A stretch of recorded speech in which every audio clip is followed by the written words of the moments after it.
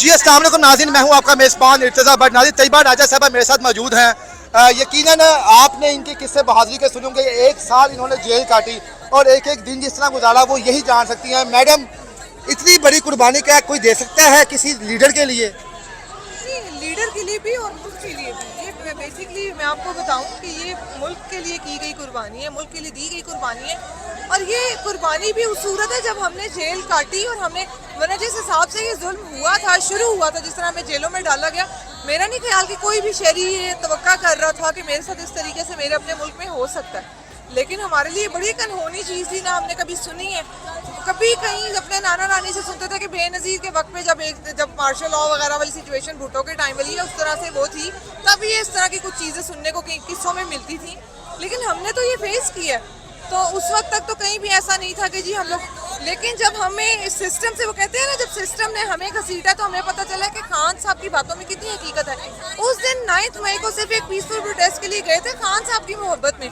उसके बाद तो ये जितनी ही लड़ाई है ये मुल्क के लिए। तैयबा साहबा, आपको जेल में पता चलता था कि आप बाहर इतनी मकबूल हो गई हैं? लोग आपका मुआवजा शहबाज शरीफ से कह रहे हैं, मरियम नवाज से कह रहे हैं, लोग ये कह रहे हैं कि इन खवातीन को अगर दुनिया के मकबूल तरीन लीडर के सामने भी खड़ा कर दिया जाए तो लोग इन्हें पसंद करेंगे। नहीं, देखिए, लोग अगर ये बात करें तो शायद जुर्रत और बहादुरी की वजह से करें, वरना मैं तो बिल्कुल नहीं समझती कि मरियम नवाज और शहबाज शरीफ के साथ कहीं भी आप हमें वो आप कंपेयर करें, क्योंकि उन्होंने माशाल्लाह से इतना लूटा है मुल्क को। और हम आम शहरी, हम लोगों की नाम, मतलब हमने क्यों लूटना है अपने मुल्क को? और हमने, हमारी तो लंदन तो क्या पाकिस्तान में भी कोई जायदाद नहीं है, वो असली वाले हम हैं। तो मतलब ये तो एक बहुत बेतुकी सी बात है कि इनसे हमारा कंपैरिजन किया जाए। वो लोग जुर्रत और बहादुरी में एक मिसाल दिया करते थे, कहते थे कि जी इनकी बजाय आप इनको देखें जो वाकई सिंबल ऑफ रेजिस्टेंस है। तो वो एक चीज़ मैं मानती हूँ कि उसमें कंपेयर किया जाता था कि अगर आपने इस तरह गीदड़ की तरह जिंदगी गुजारी है तो फिर बेहतर शेर की एक दिन की जिंदगी गुजार। मैडम, आपकी एक तस्वीर सोशल मीडिया पे बहुत ज्यादा गर्दिश की जब आप जेल में गए, जो आपने दुपट्टा फेंका और आप ऐसे मौला जज की तरह वो आपकी तस्वीर वायरल हुई।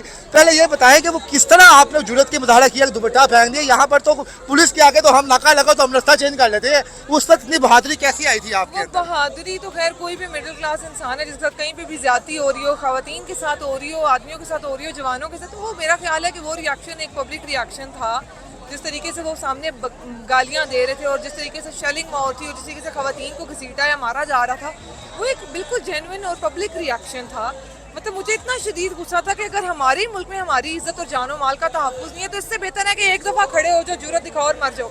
और मुझे बिल्कुल था कि अभी गोली मार देंगे, तो मैं उठी थी, मैंने कहा भाड़ में जाए, आज ये नहीं है, हम नहीं, मार दो फिर ठीक है। मतलब आप जुर्रत से, मतलब मैंने उससे सवाल किया कि तुम मुसलमान हो, उसने आगे से फिर पलट के गाली दी, तो मैंने उसको दुपट्टा उतारा, मैंने कहा ये भाई तुम कर लो, मेरे से ज्यादा तुम्हें जरूरत है इसकी, बस वो ये। मैडम, आपके बारे में पता कि आप अपने घर की सबसे लाडली हैं, अपने भाइयों की, अपने लाडली की सबसे बड़ी है, सबसे बड़ी हैं आप और उनकी हैं। घर वालों ने कैसे फेस किया? जिस तरह आप हमें पता कि आप खुद भी अपना घर को सपोर्ट करते हैं। घर वालों के लिए बहुत हेक्टिक था ये। मेरी मदर को इस दौरान एक मिनी हार्ट अटैक हुआ। जब मैं वापस गई तो उनको भी नहीं पता था और हम लोगों को भी नहीं पता था कि वो हार्ट पेशेंट हैं। बाद में जब उनको उनकी तकलीफ ज़्यादा, तबीयत बिगड़ी, तो जब हमने चेकअप वगैरह कराया तो हमें पता चला कि उनकी हालत काफ़ी बाद में भी ख़राब हुई। तो ये जो इन्होंने इस दौरान किया है ना, हमारी पूरी फैमिली को डैमेज किया गया, हमारे घर के बच्चों को डैमेज किया गया, एक मेंटल ट्रॉमा है जो उन्होंने फेस किया है, वो तो कभी भी मतलब अब जो नई जनरेशन आ रही है वो उससे नहीं निकल सकती, हमेशा इनसे नफरत करेगी। तो उन्होंने नफरत के बीज बो दिए। मैं तहरीक इंसाफ से एक छोटे से कारकुन की पार्टी छोड़ने की लाखों करोड़ों की ऑफर दी गई, इवन के प्रेशराइज करके इनसे प्रेस कॉन्फ्रेंस में किसी इब्राहिम हक साहब हो गए और बाकी लोग भी हो गए। मैडम, जब आप पे प्रेशर दबाव नहीं डाला गया, आपको ख्याल नहीं है अपनी बुरी माँ का, अपने बाप का, कि छोड़ दूं यार, इतनी देर तो हो गई है? नहीं, हमें वो पैसों वगैरह के लिए प्रेशर का कुछ नहीं था। हमें वो डायरेक्टली कहते थे कि आप ये स्टेटमेंट दें कि आपको ज़मान पाक से ऑर्डर से, आपको इमरान खान के ऑर्डर से, या ज़मान पाक घर के अंदर से आपको किसी ने ये ऑर्डर दिया था कि आप जाएं। तो हमने कहा जी हमारा तो ऐसा कोई ना हम नोटिफाइड मेंबर हैं, ना हम पार्टी के मेंबर हैं, हम तो किसी तरीके से, हम सिर्फ आम कारकुन थे, आम शहरी थे, अभी भी आम शहरी हैं, आम कारकुन हैं।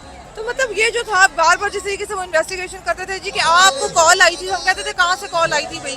तो वो फिर आखिर में उनके पास भी, अब 10 माह जेल रखने के बाद अब तक इतने महीने गुजर चुके, प्रोसिक्यूशन के पास कोई। मैडम, खान साहब की तस्वीर जिसके साथ उतर जाए वो इतना मशहूर हो जाता है, आपके साथ तो पाकिस्तान तरीके इंसाफ का लेबल लग गया है।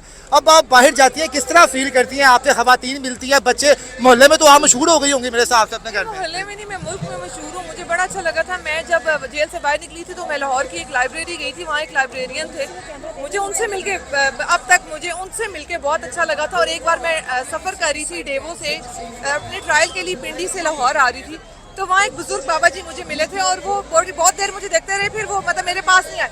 बाद में जब मैं गाड़ी में आके बैठने लगी तो वो आए और उन्होंने अपनी इस्तात के मुताबिक एक जूस का डब्बा, एक बिस्किट का पैकेट और एक दाल सेवियों का पैकेट मेरे हाथ में दे के कहा, निम्को थी कि बेटे मैं बस यही कर सकता था और तुम तैयबा हो ना। तो मैं उस दिन रोई थी कि ये वो मोहब्बत है। अल्लाह ताला ने ऐसा नसीब लिखा है इमरान खान का कि उसके साथ जिसका नाम जुड़ता है उसे इज्जत मिलती है। तो वो कहते हैं वातुज़्ज़ु मन तशाअ व तुज़िल्लु मन तशाअ, उसे अल्लाह ने इज्जत दी और उसके साथ मैडम आप पहले दिन से एक चीज कह रही है कि हम खान साहब के साथ नहीं, खान साहब के नजरिए के साथ बिल्कुल हैं। ऐसा ही है। अगर आने वाले वक्त में चंद सालों बाद खान साहब का नजरिया बदल जाता है, खान साहब के पार्टी के लोगों का नजरिया बदल जाता है, तो क्या तब भी आप ऐसे ही खान साहब के लिए सपोर्ट करेंगी, खान साहब के लिए जान की बाजी लगाएंगी, या तब आप इनके खिलाफ खड़ी होंगी? अच्छा, मुझे याद है आपने ज़मान पाक में 9 मई से पहले मुझसे एक सवाल किया था कि अगर खान साहब कभी मुल्क के खिलाफ गए तो फिर आप क्या करेंगी। तो मैंने उस टाइम आपको जवाब दिया था कि खान साहब ऐसा कभी नहीं करेंगे। तो आपने कहा अगर ऐसा हो, तो मैंने कहा नहीं हम खान साहब के साथ हैं, खान साहब ऐसा नहीं करेंगे। कर देती है मैडम, देखें नहीं, वो नहीं करते, उनके बाद किसी के हाथ में लीडरशिप आ जाती है। खान साहब वो कहते हैं न्याजी तेरे बाद अंधेरा है, तो न्याजी तेरे बाद अंधेरा है। और मैं उस वो वाला कारकुन हूँ कि न्याजी तेरे बाद अंधेरा है। अल्लाह पाक खान साहब ने 70-74 साल की जिंदगी गुजारी है। मेरी दुआ है अल्लाह ताला उनको और 74 साल की जिंदगी दे, सेहत वाली जिंदगी दे, और अल्लाह ताला उन्हें इस मुल्क पे बार हुकूमत करने का मौका दे, और हम देखेंगे पाकिस्तान इंशाल्लाह कितने बेहतरीन तरीके से। मैडम सबसे आखिरी सवाल और सबसे अहम सवाल है, ये कहा गया जनाब के तैयबा राजा साहब की सेटलमेंट करके बाहर आई हैं, ये आइंदा के बाद मरियम नवाज के खिलाफ नहीं बोलेंगी, ये जनाब एक छुपा हुआ चेहरा है जो आने वाले वक्त पे मुखालिफिन सामने लेके आएंगे, तो क्या कोई डील करके आप बाहर आई हैं कि आप अपनी जो 9-10 महीने आपने तकलीफें बर्दाश्त की हैं, जब पर्चे खत्म हुए तब आप बाहर आई हैं? देखिए, जिन्होंने डीलें करनी थी ना, वो पहले महीने दूसरे महीने IPP में चले गए थे, और डीलों वाला कोई सीन 10 माह बाद डील नहीं हो सकती। 10 माह बाद तो टाइम लिमिट भी शायद खत्म हो जाती है कि दफा हो, अब पड़े रहो वहीं पे जहाँ पे हो। तो बिल्कुल डीलों शीलों वाले कोई सीन नहीं हुए। और डीलों मतलब डीलें, हम कौन है जिन्होंने डीलें करनी थी? और मैं वही बार कहती हूँ कि हम पार्टी के नोटिफाइड मेंबर नहीं हैं, अभी भी नहीं है। तो हमसे डील करा के उन्होंने क्या ही खान साहब को कहना था?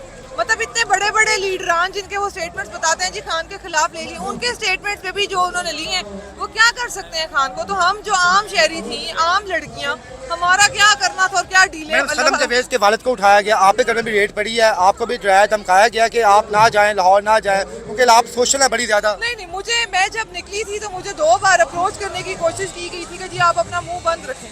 तो मैंने सिंपली ये कहा था जी कि मुझे आपने बेगुनाह 10 महीने अंदर रखा है, तो अब आपके पास लास्ट ऑप्शन है, आप मुझे गोली मार दें। मैडम बड़ी जिद्दी हैं आप, अगर आपका टाइम आएगा बदला लेंगी चुन के?